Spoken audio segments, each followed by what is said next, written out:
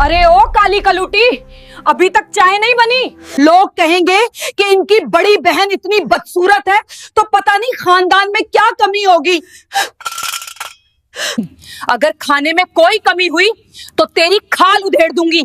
शहर के एक पुराने मोहल्ले में एक बहुत ही पुराना मकान था जिसकी दीवारों का प्लास्टर जगह जगह से उखड़ चुका था और उसी मकान की चारदीवारी के अंदर सकीना की पूरी दुनिया सिमटी हुई थी। सकीना, जिसकी उम्र तो अभी सिर्फ 7 साल थी, लेकिन उसकी आंखों में ऐसी उदासी थी जैसे उसने सदियों का गम देखा हो। सकीना का कसूर सिर्फ इतना था तो उसका रंग गहरा काला था। उसकी मां तो उसे जन्म देते ही अल्लाह को प्यारी हो गई थी और यह बात भी सकीना के लिए एक ताना बन गई थी। मोहल्ले की औरतें और खुद उसके घर के लोग कहते थे कि यह लड़की तो पैदा होते ही अपनी मां को खा गई, मनहूस है, काली है। सकीना के वालिद जनाब अहमद साहब एक बहुत ही शरीफ और सीधे साधे इंसान थे। वे सरकारी दफ्तर में एक छोटी सी नौकरी करते थे। बीवी के इंतकाल के बाद घर को संभालने के लिए और सकीना की परवरिश के लिए उन्होंने दूसरी शादी कर ली थी। नई अम्मी का नाम रजिया था। रजिया जब ब्याह कर आई तो शुरू में तो उसने सकीना को थोड़ा बहुत प्यार दिखाया, लेकिन जैसे ही उसकी अपनी बेटियां पैदा हुई, रजिया का बर्ताव पूरी तरह बदल गया। रजिया की 2 बेटियां हुई, साइमा और नाजिया। कुदरत का खेल देखिए कि रजिया की दोनों बेटियां चांद जैसी गोरी और खूबसूरत थी। उनकी आंखें नीली और बाल सुनहरे थे। अब एक ही घर में अंधेरा और उजाला दोनों साथ साथ पल रहे थे। एक तरफ सकीना थी जो घर के एक कोने में सिमटी रहती, जिसका रंग तवे जैसा काला था, और दूसरी तरफ साइमा और नाजिया थी जो तितलियों की तरह पूरे घर में चहकती रहती थी। बचपन से ही सकीना के कानों में जो अल्फाज सबसे ज्यादा पड़े हुए थे, हट जा काली, पीछे हट, तू क्यों सामने आ गई। जब भी घर में कोई मेहमान आता तो सौतेली मान रजिया सकीना को बाबर चीखाने में छिपा देती और अपनी दोनों गोरी बेटियों को अच्छे अच्छे कपड़े पहनाकर मेहमानों के सामने पेश करती। अगर गलती से सकीना बाहर आ जाती तो मेहमान पूछ लेते कि अरे यह कौन है, क्या यह आपकी नौकरानी की बेटी है। यह बात सकीना के नन्हे से दिल पर हथौड़े की तरह लगती। रजिया फौरन बात बनाती और कहती, हाँ, यह घर के काम में मदद करती है, दूर की रिश्तेदार है। बाप अहमद साहब यह सब देखते, लेकिन वे अपनी तेज तर्रार बीवी के सामने कुछ बोलने की हिम्मत नहीं कर पाते थे। वे बस कभी कभी छुपकर सकीना के सर पर हाथ रख देते और कहते, बेटी दिल छोटा मत कर, अल्लाह सब देख रहा है। वक्त गुजरता गया और बच्चियां बड़ी होने लगी। साइमा और नाजिया स्कूल जाती, कॉलेज जाती, नए नए फैशन के कपड़े पहनाती और दोस्तों के साथ घूमती, लेकिन सकीना के लिए घर की दहलीज पार करना भी मना था। रजिया ने उसे घर की नौकरानी बनाकर रख दिया था। सुबह सूरज निकलने से पहले सकीना उठ जाती, पूरे घर का झाड़ू पोछा करती, सबके लिए नाश्ता बनाती, कपड़े धोती, बर्तन मांजती, और इसके बदले में उसे क्या मिलता? सिर्फ रूखी सूखी रोटी और ताने। रजिया हमेशा चिल्लाती रहती, अरे ओ काली कलूटी, अभी तक चाय नहीं बनी। अरे ओ मनहूस, तूने फिर से सब्जी में नमक ज्यादा डाल दिया। सकीना चुपचाप सब सुनती और अपनी आंखों के आंसू अपने काले दुपट्टे में छिपा लेती। उसे लगता था कि शायद काला होना कोई गुनाह है जिसकी सजा उसे मिल रही है। साइमा और नाजिया भी अपनी मां के नक्शे कदम पर थी। वे भी अपनी बड़ी बहन सकीना को बहन नहीं समझती थी।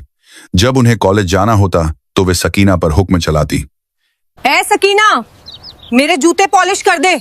और जब उनकी सहेलियां घर आती तो वे सकीना का मजाक उड़ाती। देखो देखो, ये हमारी घर की पुरानी मशीन है जो कभी थकती नहीं है। सब लड़कियां हंसती और सकीना का दिल छलनी हो जाता। सकीना ने अपनी तन्हाई का साथी अपने रब को बना लिया था। घर के कामकाज से जब भी थोड़ा वक्त मिलता, वह वजू करती और कुरान शरीफ खोलकर बैठ जाती। उसका रंग भले ही काला था, लेकिन उसकी आवाज में इतना दर्द और इतनी मिठास थी कि जब वह कुरान की तिलावत करती तो सुनने वालों के रोंगटे खड़े हो जाते। मगर अफसोस, उसके घर वालों के पास उसकी यह खूबी देखने के लिए आंखें नहीं थी। वे तो बस उसकी खाल का रंग देखते थे। रजिया अक्सर कहती, कुरान पढ़ने से तेरा रंग गोरा नहीं हो जाएगा, कोई नहीं ब्याहेगा तुझे, तेरी तो शक्ल देखकर लोग डर जाएं। तो मोहल्ले में उसकी शादी की बातें होने लगी। अहमद साहब बहुत फिक्रमंद थे। वे चाहते थे कि उनकी बेटी का घर बस जाए। उन्होंने कई जगह सकीना के रिश्ते की बात चलाई, लेकिन जहां भी वे सकीना का जिक्र करते लोग साफ मना कर देते। एक बार रिश्ता देखने वाले आने वाले थे। रजिया ने बहुत कहा कि मेहमानों के सामने सकीना को मत लाओ, रिश्ते वाले भाग जाएंगे। लेकिन अहमद साहब ने जिद की कि नहीं, मैं अपनी बेटी को छिपाऊंगा नहीं। उस दिन को सकीना कभी नहीं भूल सकती थी। उसे एक सादे से सूट में तैयार किया गया। लड़के वाले आए। लड़का, उसके मां बाप और उसकी बहन। उन्होंने पहले सायमा और नाजिया को देखा जो सजी संवरी घूम रही थी। लड़के की मां ने सायमा की तरफ इशारा करके पूछा, क्या यह है लड़की? जी नहीं, ये मेरी छोटी बेटी है। बड़ी बेटी सकीना है, जिसके लिए मैंने आपसे बात की थी। फिर सकीना चाय की ट्रे लेकर कमरे में दाखिल हुई। जैसे ही उसने नजर उठाई और लड़के वालों ने उसका चेहरा देखा, कमरे में सन्नाटा छा गया। लड़के की मां ने मुंह बिगाड़ लिया। लड़के ने तो चाय का प्याला तक हाथ में लेने से मना कर दिया। लड़के की मां ने उसी वक्त सबके सामने कहा, भाई साहब, आपने हमें धोखे में रखा। आपने ये नहीं बताया था कि लड़की इतनी काली है। हमारे खानदान में आज तक इतना काला बच्चा पैदा नहीं हुआ। अगर मेरा बेटा इससे शादी करेगा तो लोग क्या कहेंगे? हम तो किसी हूर परी की तलाश में थे और आप हमारे सामने ये कोयला ले आए।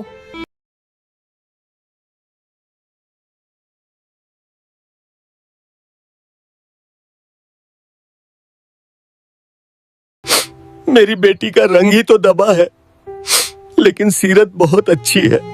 अहमद साहब ने हाथ जोड़कर कहा, बहन जी, मेरी बेटी का रंग ही तो दबा है, लेकिन सीरत बहुत अच्छी है। लेकिन लड़के वालों पर कोई असर नहीं हुआ। अंकल, सीरत का हम क्या अचार डालेंगे? इस लड़की के साथ तो मेरा भाई बाजार में निकलने में भी शर्म महसूस करेगा। और वे लोग बिना चाय पिए उठकर चले गए। जाते जाते वे सकीना की तरफ हिकारत भरी नजरों से देख गए, जैसे वह कोई इंसान नहीं बल्कि कोई गंदगी का ढेर हो। जाने के बाद रजिया ने जो तूफान खड़ा किया वह और भी भयानक था। देख लिया, कहा था मैंने कि इसे सामने मत लाओ। मेरी इज्जत मिट्टी में मिला दी। अब खुश है तू? तेरी वजह से मेरी दूसरी बेटियों के रिश्तों पर भी असर पड़ेगा। लोग कहेंगे कि इनकी बड़ी बहन इतनी बदसूरत है तो पता नहीं खानदान में क्या कमी होगी। जा दफा हो जा मेरी नजरों के सामने से। सकीना रोती हुई अपने कमरे में भागी और दरवाजा बंद कर लिया। उस रात उसने आईने में अपनी शक्ल देखी। उसने अपने गालों को खरोंचा। उसने अपनी आंखों को देखा और फूट फूट कर रोई। या अल्लाह, तूने मुझे ऐसा क्यों बनाया? क्या मेरे अंदर दिल नहीं है? क्या मुझे खुश होने का हक नहीं है? लोग मुझे इंसान क्यों नहीं समझते? वह पूरी रात जाए नमाज पर बैठी रहे। या मेरे मालिक, या तो मुझे उठा ले या मेरी तकदीर बदल दे। मुझे इस जिल्लत की जिंदगी से निजात दे। मेरा कोई नहीं है सिवाय तेरे। सब मुझे ठुकरा देते हैं, तू तो मुझे मत ठुकराना। उस रात सकीना ने एक अजीब सा सुकून महसूस किया। उसे लगा जैसे कोई कह रहा हो कि सब्र कर ए बंदी, तेरा इम्तिहान सख्त है लेकिन इनाम भी बहुत बड़ा होगा। दिन गुजरते गए। सायमा और नाजिया के लिए अच्छे अच्छे घरों से रिश्ते आने लगे। रजिया बहुत खुश थी। उसने तय कर लिया था कि वह अपनी बेटियों की शादी किसी अमीर घराने में करेगी। सकीना अब घर के किसी कोने में पड़ी रहती। अब तो अहमद साहब ने भी उम्मीद छोड़ दी थी।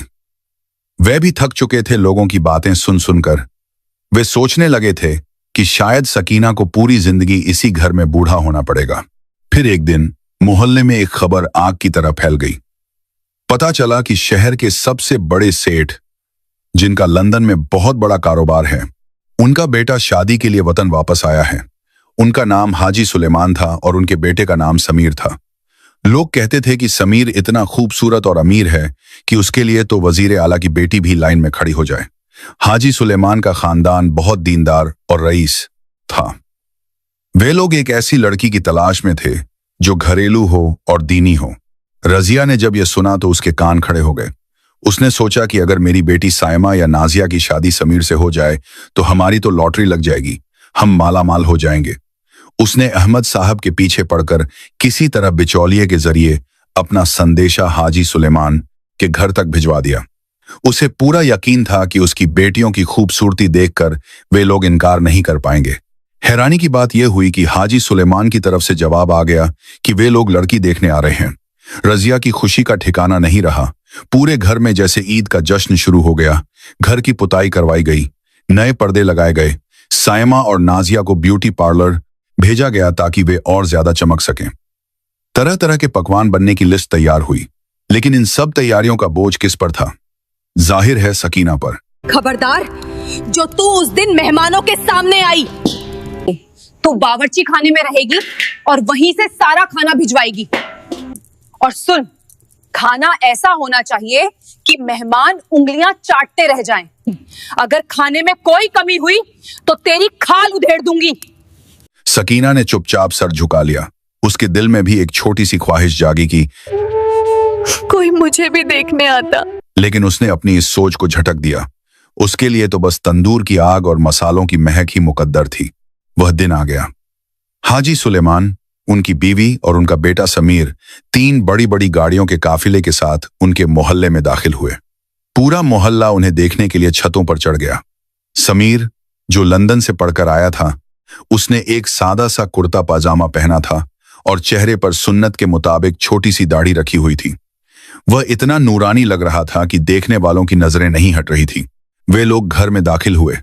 रजिया और अहमद साहब ने उनका शानदार स्वागत किया। साइमा और नाजिया को बिल्कुल परियों की तरह सजाकर बिठाया गया था। समीर की वालिदा ने लड़कियों को देखा। उन्होंने तारीफ की, माशाअल्लाह, बच्चियां तो बहुत प्यारी हैं। रजिया फूल कर कुप्पा हो गई। उसने साइमा की खूबियां गिनानी शुरू कर दी। जी, मेरी साइमा तो इंग्लिश मीडियम में पढ़ी है, इसे मॉडर्न दुनिया की सब समझ है। ये आपके बेटे के साथ लंदन में बहुत जचेगी। लेकिन समीर खामोश था। उसकी नजरें कुछ और ही तलाश रही थी। खाने का वक्त हुआ। दस्तरखान बिछाया गया। जब खाना परोसा गया तो बिरयानी, कोरमा, कबाब और शाही टुकड़ों की खुशबू से पूरा कमरा महक उठा। समीर ने जैसे ही बिरयानी का पहला निवाला मुंह में रखा, वह रुक गया। उसने अपनी मां की तरफ देखा। मां की आंखों में भी चमक आ गई। खाना वाकई बहुत लजीज था। ऐसा जायका उन्होंने बड़े बड़े होटलों में भी नहीं चखा था। समीर ने अहमद साहब से पूछा, यह खाना किसने बनाया है? जी जी, ये मेरी बेटी साइमा ने बनाया है। इसे खाना पकाने का बहुत शौक है। इसे खाना पकाने का बहुत शौक है। समीर ने साइमा की तरफ देखा और पूछा, क्या वाकई आपने बनाया है? इसमें कौन कौन से मसाले डाले हैं? साइमा घबरा गई। उसे तो यह भी नहीं पता था कि बिरयानी में हल्दी डलती है या नहीं। वह हकलाने लगी। जी, वो अम्मी ने बताया था। मसाला, वो पैकेट वाला। समीर समझ गया कि झूठ बोला जा रहा है। उसने नरमी से लेकिन मजबूती से कहा, देखिए खालाजान, मैं लंदन में रहा हूँ, लेकिन मुझे इंसान की परख है। जिस हाथ ने ये खाना बनाया है, उसमें सिर्फ हुनर नहीं बल्कि बहुत सारा सब्र और मोहब्बत है। कमरे में सन्नाटा छा गया। रजिया के पसीने छूट गए। अहमद साहब ने हिम्मत करके सच बोल दिया, बेटा, आप सही कह रहे हैं। ये खाना मेरी बड़ी बेटी सकीना ने बनाया है। समीर ने कहा। मैं उससे मिलना चाहता हूँ। रजिया ने तड़प कर कहा, नहीं नहीं बेटा, वो मेहमानों के सामने नहीं आती। शर्मीली है और वैसे भी वो आपके लायक नहीं है। उसका रंग। समीर ने हाथ उठाकर रजिया को रोक दिया। अहमद साहब अंदर गए। सकीना बावर्ची खाने में पसीने से लथपथ, मैले कपड़ों में, चेहरे पर कोयले की कालिख लगी हुई बर्तन समेट रही थी। अब्बू ने कहा, बेटी चल, तुझे बाहर बुला रहे हैं। सकीना घबरा गई। अब्बू, मैं कैसे जाऊं? मेरे कपड़े, मेरा चेहरा। अब्बू ने कहा। सकीना कांपते कदमों से बाहर आई। उसने सर नीचा कर रखा था। उसका रंग गहरा काला था और सादे से सूती कपड़ों में वह साइमा और नाजिया के सामने बिल्कुल बुझी हुई लग रही थी। रजिया ने मुंह फेर लिया। उसने सोचा, अब तो रिश्ता गया हाथ से। समीर की मां ने सकीना को गौर से देखा। फिर उन्होंने सकीना से कहा, बेटी सर उठाओ। सकीना ने डरते डरते नजरें उठाई। उसकी बड़ी बड़ी काली आंखों में एक अजीब सी कशिश थी, एक पाकीज़गी थी जो शायद साइमा और नाजिया के मेकअप के नीचे दबे चेहरों में नहीं थी। समीर ने सकीना को देखा। सब लोग सांस रोके इंतजार कर रहे थे कि अब समीर क्या कहेगा। शायद वह मजाक उड़ाएगा, शायद वह उठकर चला जाएगा, रजिया तो तैयार थी कि अभी बेइज्जती शुरू होगी, लेकिन तभी समीर ने जो कहा उसने वहां मौजूद हर शख्स को हिलाकर रख दिया। समीर ने अपनी मां से कहा, अम्मी जान, मुझे मेरी जीवन साथी मिल गई। मैं इसी लड़की से निकाह करूंगा। एक पल के लिए लगा जैसे वक्त रुक गया हो। रजिया को लगा उसने गलत सुना है। क्या? इस काली कलूटी से? समीर बेटा, तुम होश में तो हो? ये कोयला है, कोयला। तुम लंदन से आए हो, तुम्हें तो कोई मॉडल जैसी बीवी चाहिए। खाला जान, आप जिसे कोयला कह रही हैं, मुझे उसमें हीरा दिखाई दे रहा है। लंदन में मैंने बहुत गोरी चमड़ी देखी है, बहुत मेकअप वाले चेहरे, लेकिन मैं एक ऐसी बीवी की तलाश में था जिसके चेहरे पर नहीं बल्कि रूह पर नूर हो। जब मैं अंदर आ रहा था तो मैंने देखा कि एक कमरे में कोई लड़की कुरान की तिलावत कर रही थी। उसकी आवाज में जो दर्द था उसने मेरे दिल को छू लिया। फिर मैंने ये खाना खाया जिसमें खिदमत का स्वाद था। और अब जब मैंने इसकी आंखों में देखा तो मुझे हया और शर्म दिखाएगी जो आजकल बहुत कम मिलती है। खूबसूरती तो वक्त के साथ ढल जाती है खाला जान, लेकिन सीरत हमेशा कायम रहती है। मुझे शोपीस नहीं चाहिए, मुझे एक साथी चाहिए जो मेरे घर को जन्नत बना सके, और वो यही है। सकीना को अपने कानों पर यकीन नहीं हो रहा था। क्या कोई वाकई उसकी तारीफ कर रहा है? क्या कोई उसके काले रंग के पार उसकी रूह को देख पा रहा है? उसकी आंखों से टप टप आंसू गिरने लगे। अहमद साहब की आंखों में भी खुशी के आंसू थे। उन्होंने अल्लाह का शुक्र अदा किया। रजिया और उसकी बेटियां जल भुनकर खाक हो गई। साए, मां ने तो गुस्से में पैर पटक दिया। यह कैसे हो सकता है? उसने मुझे रिजेक्ट कर दिया और इस काली को चुन लिया। उसकी इज्जत का जनाजा निकल गया। लेकिन समीर का फैसला अटल था। हाजी सुलेमान ने भी बेटे के फैसले पर रजामंदी दी, क्योंकि वे जानते थे कि समीर की पसंद कभी गलत नहीं होती। बात पक्की हो गई। निकाह की तारीख तय हुई। रजिया ने अभी भी हार नहीं मानी थी। उसने कई बार कोशिश की कि किसी तरह समीर के कान भरे जाएं। उसने पड़ोसियों के जरिए कहलवाया कि सकीना मनहूस है, बीमार रहती है। लेकिन समीर ने किसी की एक न सुनी। वह जान गया था कि यह सब जलने वालों की चालें हैं। निकाह का दिन आया। सकीना को दुल्हन बनाया गया। आज भी रजिया ने उसे कोई खास जेवर नहीं दिए थे, लेकिन हाजी सुलेमान के घर से जो जोड़ा और जेवर आए थे वे किसी रानी के लिए बने लगते थे। सकीना ने जब सुर्ख लाल जोड़ा और हीरे का हार पहना तो उसका सांवला रंग भी चमक उठा। शहर की सबसे शानदार बारात आई, जिसे देखकर कल तक ताने देने वाली औरतें भी दंग रह गईं। रजिया और उसकी बेटियां ईर्ष्या में जल रही थीं, क्योंकि जिस सकीना को उन्होंने रसोई में छिपा कर रखा वह आज रानी बनकर विदा हो रही थी। निकाह के बाद समीर ने सकीना को गले लगाकर वादा किया कि वह उसे दुनिया की हर इज्जत देगा। अपने महल जैसे घर में समीर ने सकीना का घूंघट उठाकर उसे यकीन दिलाया कि वह उसकी जिंदगी का सुकून है। इस एक मोहब्बत भरे लम्हे ने सकीना के बरसों के जख्म भर दिए। वक्त बदला और सकीना एक आत्मविश्वास से भरी मलिका बन गई जो समीर के बिजनेस में भी हाथ बटाती थी। दूसरी ओर रजिया के परिवार पर दुखों का पहाड़ टूट पड़ा।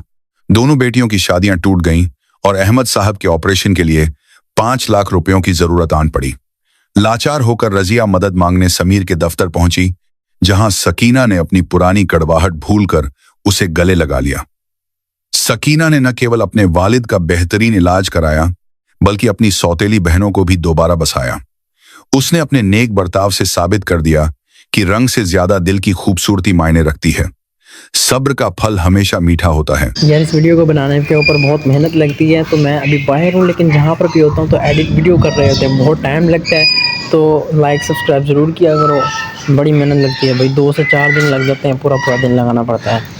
तो वो सब्सक्राइब ज़रूरी है। देख लो मेरी लाइफ कंडीशन क्या है। और मैं छोड़ो, अल्फाज नहीं है मेरे पास। ऐसे तो मैं वीडियो बना नहीं सकता था। फेस कैम वीडियो बनाता तो मुझे पता था कि ये नहीं चलने वाली। तो मैंने यूट्यूब ऑटोमेशन स्टार्ट किया। ये तो बहुत इजी है। तो सॉरी, इजी नहीं, बहुत हार्ड है।